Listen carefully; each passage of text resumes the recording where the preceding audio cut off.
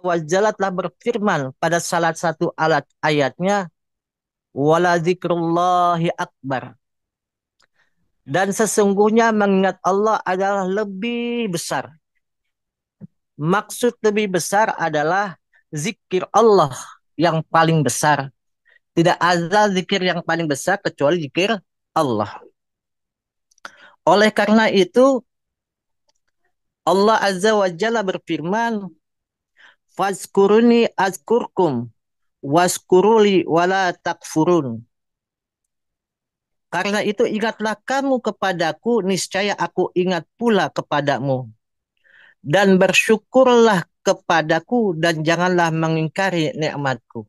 Bu Haja Ivo Suryani beserta keluarga yang menjadi pemangku manakib saat ini senantiasa Allah berikan kemurahannya, Allah kabulkan hajatnya, dan Allah berikan kemurahannya dengan kemuliaan Syekh Mursyid. Ikhwan wal ahwat yang sedang menempuh hakikat kesucian jiwa rahimakumullah. Masyarul ikhwan rahimakumullah. Bersyukur kepada Allah, kita masih diberikan kemuliaannya untuk melihat tanda-tanda keagungannya, tanda-tanda penciptaannya, sehingga kita bisa bermuhasabah diri, bertafakur, serta berzikir kepadanya. Dalam kitab Fadhailus Suhur yang dikarang oleh guru agung kita semua, Al-Faslu Saminu fi Syahri Sya'ban, di hadza syahri satu ahrufin. Di pasal ke-8 di Ramadan yang ke-11 atau Ramadan yang ke-12 adalah bulan Sya'ban. Di bulan ini ada 5 huruf. Yang pertama adalah huruf Shin. Yang kedua adalah huruf Ain. Yang ketiga adalah huruf Ba. Yang keempat adalah huruf Alif. Dan yang kelima adalah huruf Alif. Huruf Nun. Jadi di bulan ini ada 5 huruf. Shin berbeda dengan namanya asyakur atau asyukur. Ain dengan al-ahdi atau perjanjian. Ba ada dengan al-barjah, pemisah antara alam dunia dengan alam akhir. Yang keempat adalah huruf alif, bimakna al-isbat, penetapan. Penetapan namanya di dalam dada kita semua. Dan huruf yang kelima adalah huruf nun, bimakna an-nur. Maka pada saat ini kami akan menyampaikan salah satu huruf di bulan Sya'ban ini, yaitu huruf Shin. Kiai Triwahyu, mohon maaf, itu kenapa suaranya double ya? Tolong Ustazah Nur Aziza kalau pasang videonya jauh dikit. Kalau pasang mau, jadi nggak bergema suaranya. Adapun huruf Shin terlalu dekat. Adapun huruf Shin di dalam bulan Sya'ban ini bermakna asyukur. Wa amasyin fi hadza sahri asyukur. Asyukur huwa ibaratun al ma'rufin yuqabilun ni'matu sawaun kana bilisani au biyadi au bil qalbi. Syukur ada sebuah istilah mengenai suatu kebaikan yang diberikan untuk mengimbangi kenikmatan yang telah diterima. baik dengan lisan, dengan tangan, maupun dengan hati. Tapi syukur bisa dikatakan bagaimana syukur Allah berikan dengan lisan kita, diberikan dengan syukur dengan hati kita, dengan nama jawarih kita, dengan anggota tubuh, dan dengan amal kita. Maka sabda Rasulullah SAW, Iza zakartani syakartani, wa iza nasitani kafartani. Tanda orang yang bersyukur kepada Allah yaitu banyak berzikir kepada Allah. Tanda orang yang tidak bersyukur kepada Allah adalah tidak mau berzikir kepada Allah.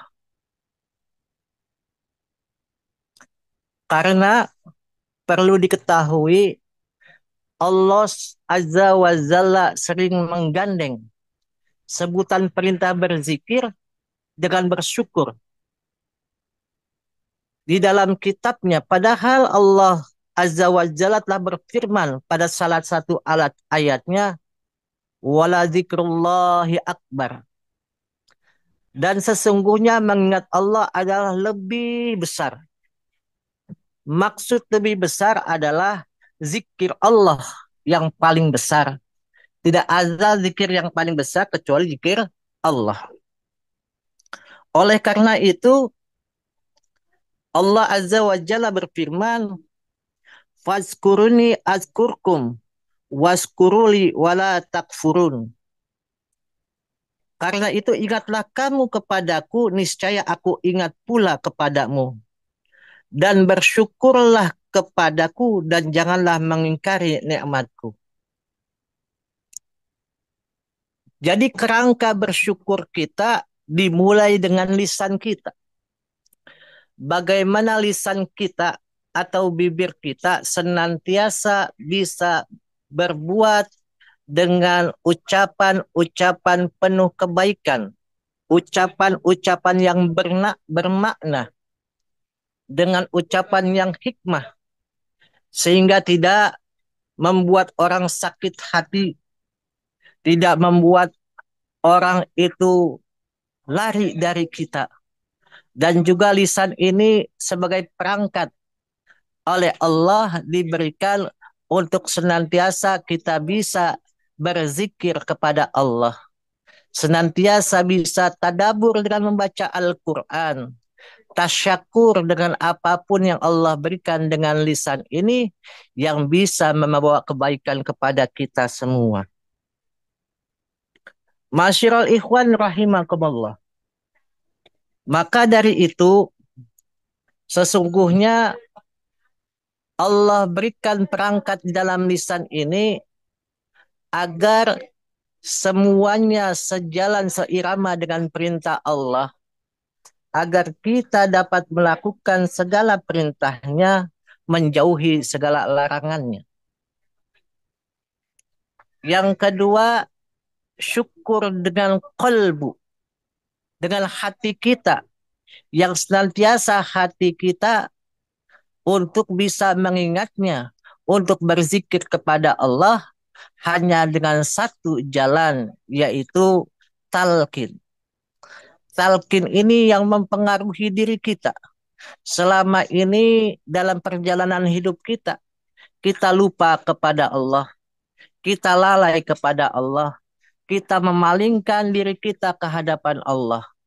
Maka dengan kolbu yang senang tiasa, kolbu syakur, kalbu yang senantiasa bersyukur kepada Allah, yaitu senantiasa hatinya mengingat Allah. Dimanapun, kapanpun kita berada, kita bisa mengingat Allah Subhanahu wa Ta'ala. Allah juga telah berfirman, menceritakan keadaan iblis yang terkutuk. Dan dalam surat Al-A'raf ayat 16, Allah katakan, saya benar-benar menghalang-halangi mereka dari jalan kepada jalan yang engkau beri, jalan yang lurus. Maksudnya bahwa yang disebut jalan Allah ialah jalan untuk bersyukur kepadanya. Cara inilah yang dilancarkan oleh iblis terhadap manusia. Dan dalam ayat selanjutnya disebutkan oleh firman-Nya, wala tazidu aksaruhum syakirin. Dan engkau tidak akan mendapati kebanyakan mereka yang bersyukur. Jarang sekali kita merasa bersyukur kepada Allah. Contoh yang pasti, dalam bahasa kerennya, orang Indonesia itu paling berani. Orang Indonesia paling kuat. Sehingga sudah ada larangan pun masih mereka bisa melakukannya. Itu yang membuat orang Indonesia itu dikatakan bersyukur, tapi juga kufur. Karena sudah ada rambu-rambunya. Contoh yang pasti, dia itu membeli sesuatu. Sesuatu itu yang membuat dia dapat senang. Padahal tertera dalam peringatan tersebut, kalau membeli ini menyebabkan kanker, jantung, kerusakan janin, dan segalanya. Tapi masih dibeli saja. Itulah orang yang bersyukur, tapi sesungguhnya kufur. Karena apa?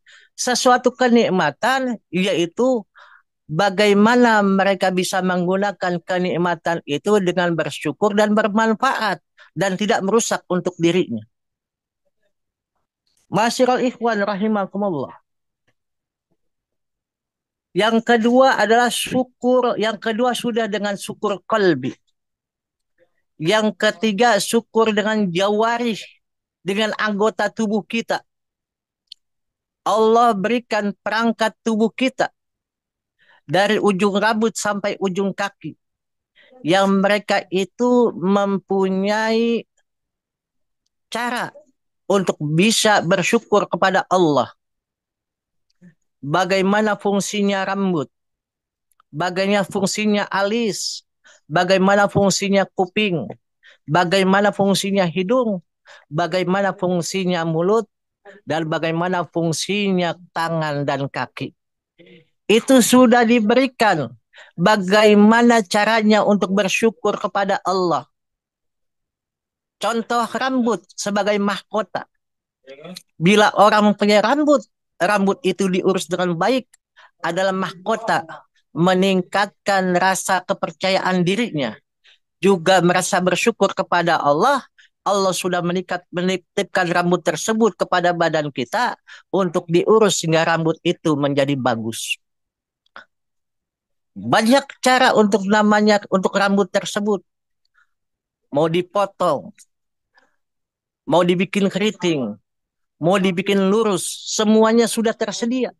Bagaimana rambut itu tetapi tidak keluar daripada syariat Islam untuk nama merawat rambut tersebut. Begitu pula kuping. Kuping ini siogyanya mendengar hal-hal yang baik.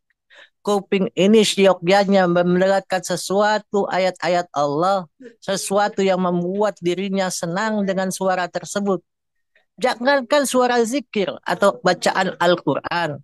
Suara dangdut saja kadang-kadang itu bisa membawa zikir kopi kita jalan. Suara namanya musik rock yang besar saja karena hati kita sudah namanya ditalkinkan oleh Syekh Mursyid untuk ingat kepadanya, itu bisa berzikir. Maka ada peranti yang luar biasa. Dikala kita melatih zikir kopi kita, kadang-kadang untuk saya pribadi suka mengeraskan suara dangdut ataupun suara apa, agar hati ini tidak terpengaruh dengan suara-suara yang ada yang didengar oleh kuping kita. Begitulah mata. Mata melihat dengan cahayanya yang Allah berikan kepada mata ini. Sehingga kita bisa memandang semuanya. Maka dengan mata ini menjadikan jalan bagaimana Allah berikan cahaya kepada diri kita melalui mata ini agar melihat ciptaan-ciptaan Allah, agar kita bisa melihat batasan-batasan makhluk yang memang betul-betul kita bisa pelihara dan kita bisa berikan kepada mereka semua pandangan-pandangan yang nikmat dengan mata ini. Baik warna, baik namanya perwujudan rumah, perwujudan apapun yang membuat mata ini bersyukur atas penciptaan-penciptaan Allah. Ini jawari baru rambut, baru kuping, belum lagi mulut ini, bibir ini yang Allah berikan, yang senantiasa lisannya berzikir kepada Allah, yang senantiasa mulut ini berbicara yang baik. Karena banyaknya pertentangan, banyaknya perdebatan, banyaknya permusuhan, karena mulut ini berbicara tidak semestinya. Sehingga sekarang pun bukan hanya orang-orang syariat, orang-orang torikoh pun hatinya sudah beku karena apa? Diluputi cahaya hasad dalam dirinya. Para pendengar mulutnya mendengar dari mulut seseorang itu dengan kupingnya menjadi mereka itu berpecah belah. Padahal di Tanbih sudah dikatakan tidak boleh ada keretakan dalam lingkungan kita sendiri. Retak saja tidak boleh, apalagi hancur. Maka ini kajian untuk namanya ikhwan wal akhwat semua. Janganlah kita berbicara yang bukan tidak semestinya. Tapi berbicara sesuai dengan rel yang diberikan oleh Allah untuk memberikan kesejukan dalam pendengarannya dan memberikan ketenangan di dalam hatinya. Masyarakat ikhwan rahimakumullah. Belum masuk ke tangan atau ke kaki, itulah tanda bersyukur kepada Allah yang Allah berikan kepada kita.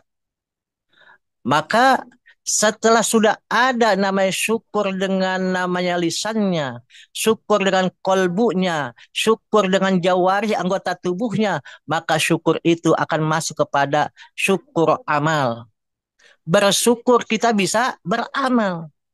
Kalau bahasanya itu ilmu amalia, amal ilmiah. Kalau orang berilmu harus beramal. Kalau orang berilmu tidak beramal, akan menjadi kerusakan nantinya. Karena apa? Akan menghancurkan dirinya. Banyak orang-orang yang keluar dari pesantren. Banyak orang-orang yang dari keluar perguruan tinggi. Mereka berilmu, tapi ilmu itu tidak disampaikan kepada orang lain. Maka ilmu itu menghijabnya. Ilmu itu menutupinya. Sehingga ilmu itu menghancurkannya. Ilmu itu tidak bisa memberikan kemanfaatan pada dirinya dan kemanfaatan kepada orang lain. Maka ilmu itu harus diamalkan. Begitu pula amal harus diilmiahkan agar amal itu sesuai dengan tuntunan daripada ilmu. Amal itu sesuai dengan kaidah-kaidah norma-norma yang ada. Supaya amal itu benar. Amal itu betul-betul terlihat indah. Terlihat estetikanya betul-betul mencerminkan bahwa seseorang yang beramal betul-betul mengikuti akidah-akidah yang ada. Aturan atau norma-norma yang ada.